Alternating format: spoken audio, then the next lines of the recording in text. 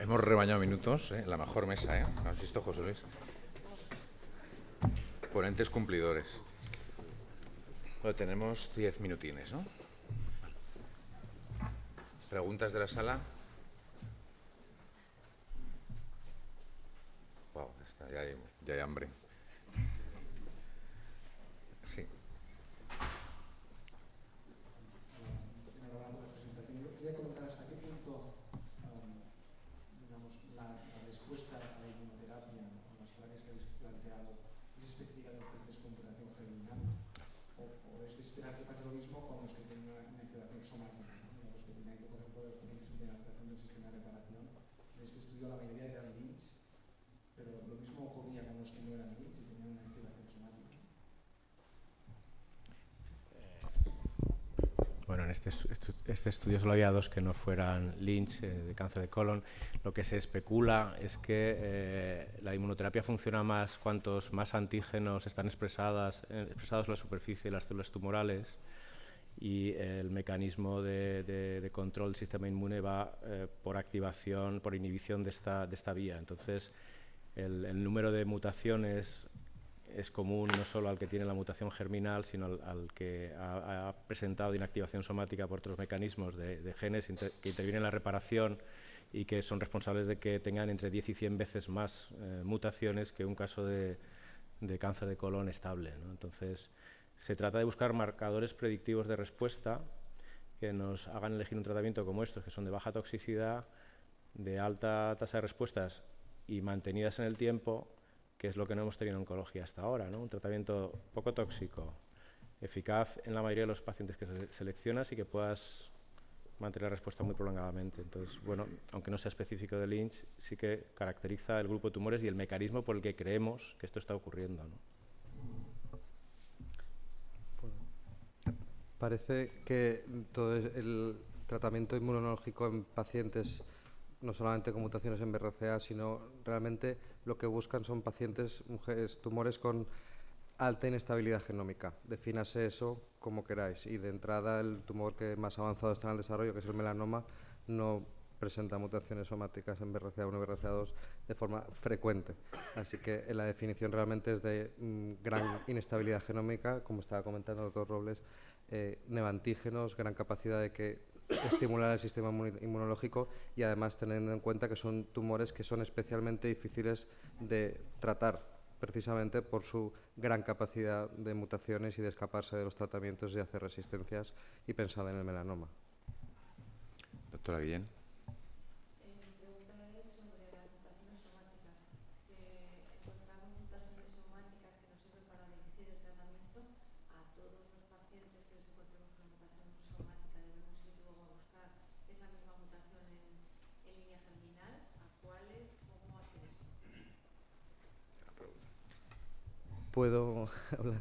Esto, como sabes, estamos tratándolo ahora mismo en la guía que estamos haciendo entre Serum Cáncer Hereditario y GEICO, y es una de las cosas que estuvimos discutiendo anteayer en una teleconferencia. El problema principal ahora mismo es que las mutaciones somáticas sabéis que no todos los laboratorios la hacen y no todos los laboratorios la van a hacer bien. Es el primer punto para que tengamos que la tecnología aún no está disponible en todas las situaciones. Y en cuanto al orden, lo que hay que saber es que pueden existir mutaciones somáticas y no germinales, pero eso hay que excluirlo.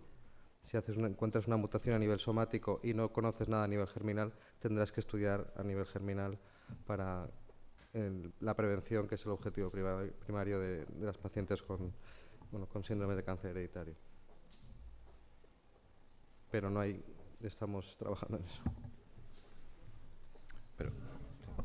No, que con el estudio que ha salido de cáncer de próstata yo creo que los datos son muy llamativos, ¿no? Y yo creo que nos va a hacer cambiar el concepto, porque los inhibidores del PAR funcionan cuando hay una mutación, probablemente en el tumor o en línea germinal.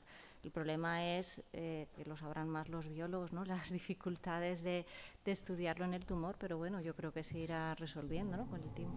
Es que esa era una de las preguntas de doctora Guillén, era muy oportuna al uso, y yo tenía la recámara también un poco preparada.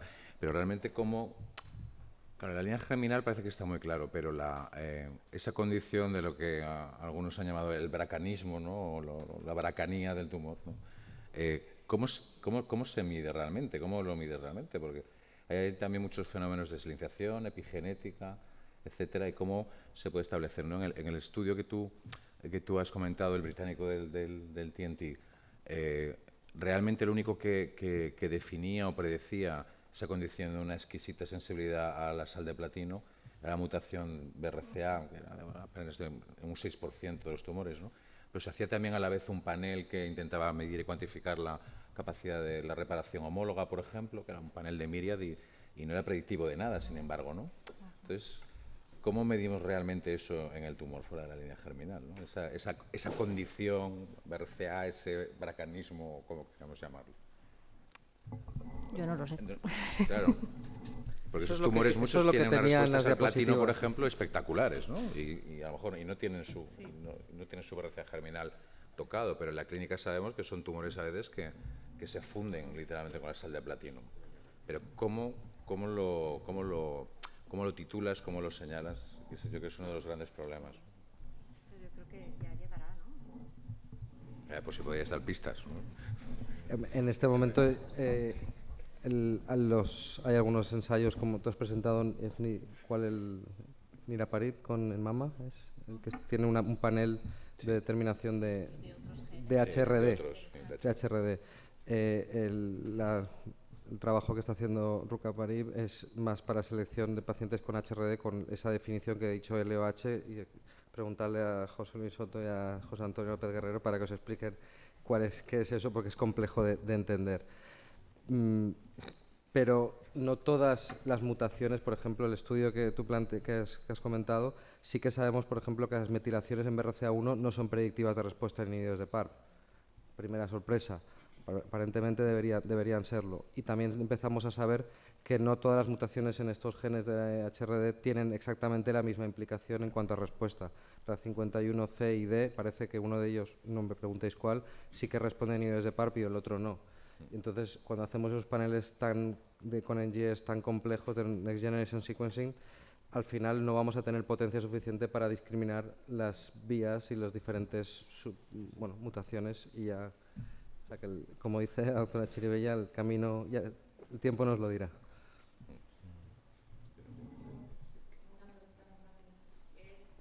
Estamos en oncología con las nuevas tecnologías de la biosalícida, cáncer de colon ya es una revolución de uso clínico, ¿no?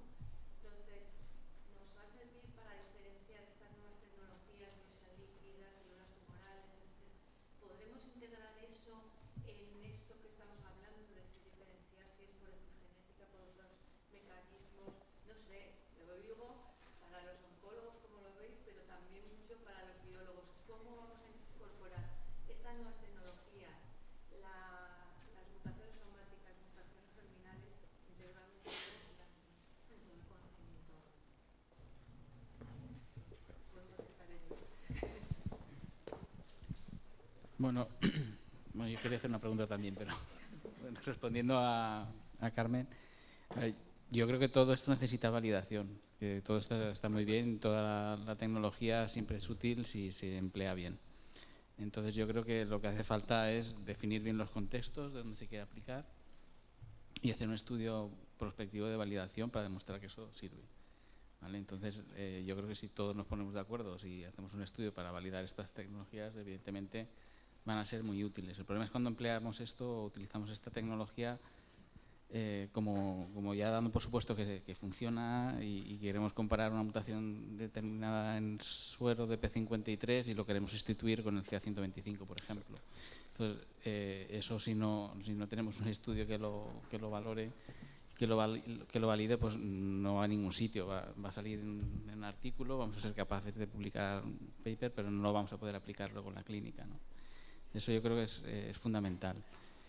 Y yo quería hacer un comentario respecto a las mutaciones somáticas que se están comentando últimamente. Y no es un tema baladí el tema de determinar mutaciones somáticas.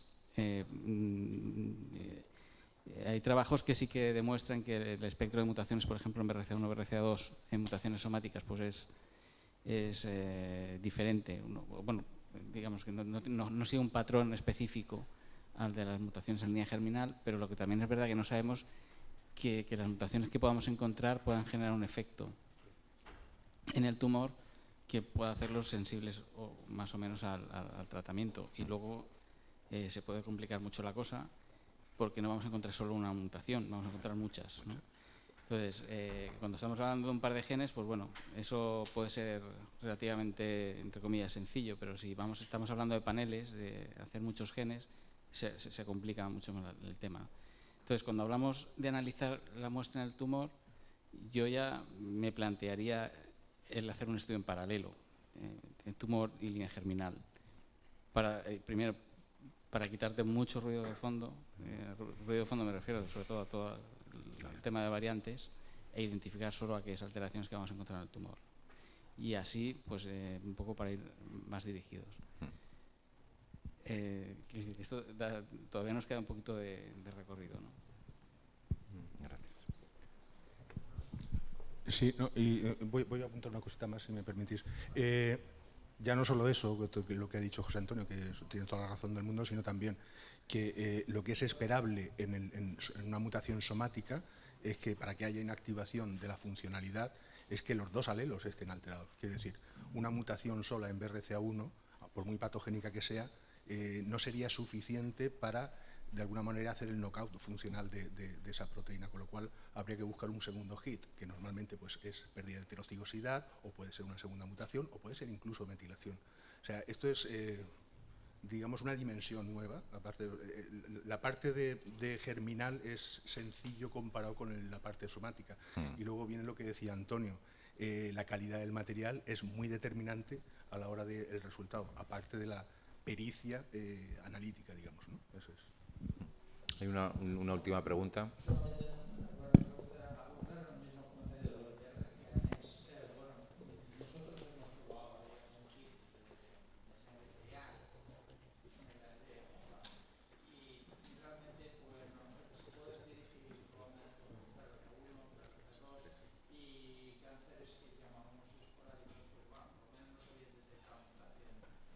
Y hay una correspondencia, claro, por un lado ellos ya postulan que BRCA es triple negativo, de cierta manera tiene que ver con eso.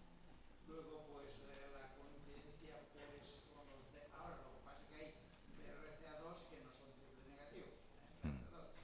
Lo que pasa es que estos kits estaban centrados más que nada en BRCA1, así que por tanto, a pesar de eso, hay algunos que se los clasifican, digamos, este kit como BRCA2, aparte que clasifica como BRCA2 algunos cánceres que están, vamos, que nosotros considerábamos esporádicos porque no tenían ninguna mutación detectable.